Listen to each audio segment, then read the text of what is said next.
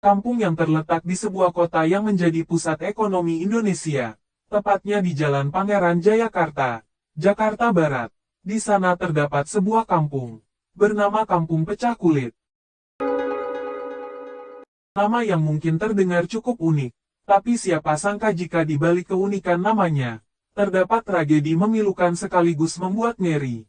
Tragedi mengerikan itu bahkan menjadi legenda turun-temurun di kalangan warga asli Betawi hingga saat ini. Segalanya bermula dari sosok bernama Peter Eberfeld, seorang pria keturunan Jerman yang bekerja di Batavia, nama Jakarta tempo dulu, yang dikuasai oleh VOC. Ia adalah seorang pengusaha penyamakan kulit sekaligus seorang tuan tanah yang kaya raya.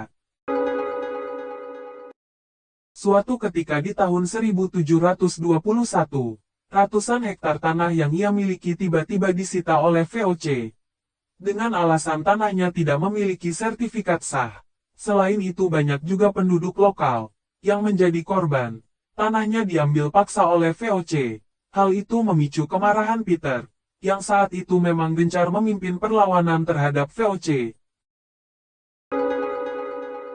Perlawanan yang ia lakukan mendapat simpati dan dukungan dari warga pribumi yang menentang eksistensi Belanda di Batavia.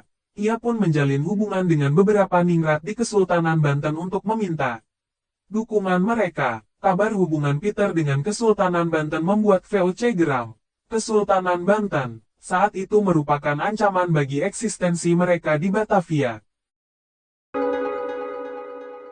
Pada awalnya Peter dengan dibantu Kesultanan Banten berencana untuk melakukan upaya pembunuhan terhadap orang-orang Belanda dalam sebuah perayaan pergantian tahun baru di Batavia. Akan tetapi, rencana pembunuhan ini akhirnya terbongkar, karena seorang budak melapor kepada VOC.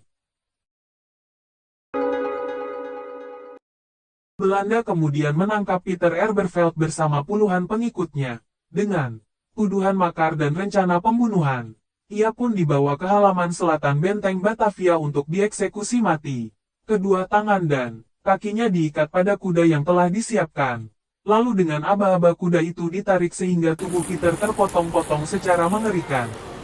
Tindakan sadis ini dilakukan oleh VOC, dengan harapan dapat menanamkan rasa takut pada penduduk agar tidak berani lagi melawan mereka.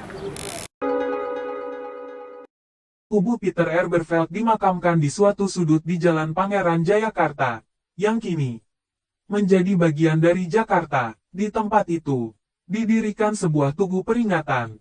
Tugu tersebut menampilkan tengkorak Peter Eberfeld yang ditusuk tombak, dan di bawahnya terdapat sebuah prasasti. Saat ini terpadat replika prasastinya yang ada di Museum Prasasti Jakarta. Terkelupasnya kulit Peter Eberfeld akibat hukuman yang mengerikan itu diabadikan menjadi nama kampung yang kini dijuluki Kampung Pecah Kulit.